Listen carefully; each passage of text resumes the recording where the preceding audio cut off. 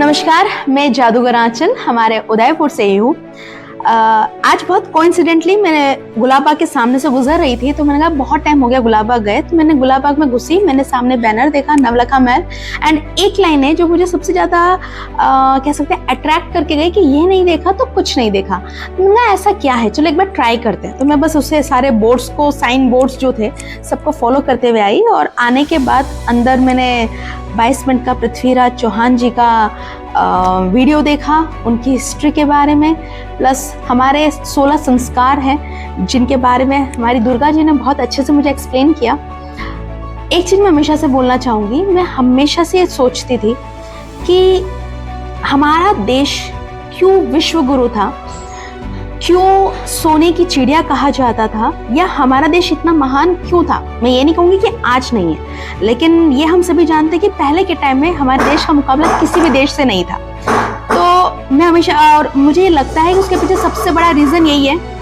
कि हमारे देश का एजुकेशन सिस्टम, हमारी जो शिक्षा प्रणाली थी, हमारे संस्कार, हमारी संस्कृति वो बहुत अलग थी, जो कि बीच में कुछ आक्रमणकारियों की वजह से, या कह सकते हैं हम जिस तरह से हम गुलाम रहे हमारा देश, उस समय हमारा सब कुछ सिस्टम चेंज कर दिया और हम धीरे धीरे वेस्टर्नाइजेशन की तरफ जाने लग गए।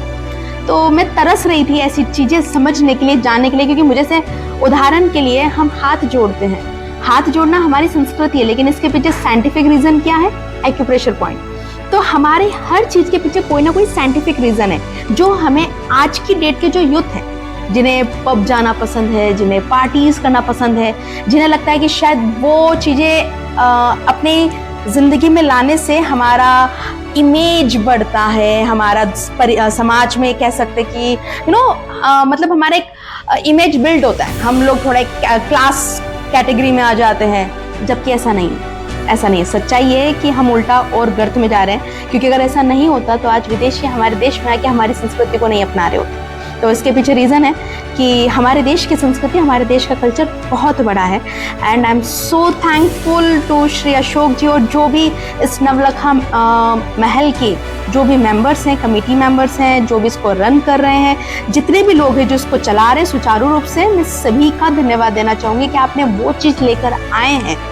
जो हमारे देश की ज़रूरत है, जो हम बच्चों को, हम बड़ों को समझने की ज़रूरत है। तो मैं, जितने भी लोग मुझे इस वीडियो के माध्यम से देख रहे हैं, मैं आप सभी से आग्रह करना चाहूँगी, ज़्यादा से ज़्यादा संख्या में आइए। ये कोई ऐसा नहीं है कि कोई एज ग्रुप से लिमिट है, ऐसा नहीं कि आप बड़े हो गए तो अब आपको आना पड़ेगा, आप बच्चे तो नहीं आ सकते,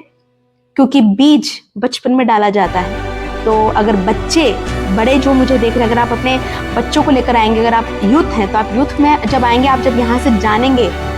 कि क्या वह शख्स होगा जिसने 16 बार किसी राजा को हराया है, गजनी को हराया है, और पृथ्वीराज चौहान, और सिर्फ एक आवाज़ से वो किस तरह से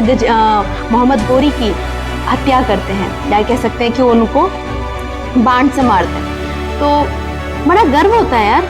सोच के कि हमारा जन्म उस महान भूमि में हुआ, उस भारत भूमि में हुआ है। तो प्लीज़ ज़्यादा से ज़्यादा लोग आइए यहाँ पर, जानिए। मेरे लिए नहीं, या मैं कह रही हूँ इसलिए नहीं, आप खुद आइए, आप खुद अनुभव करिए, तो शायद आप समझ पाएंगे। धन्यवाद।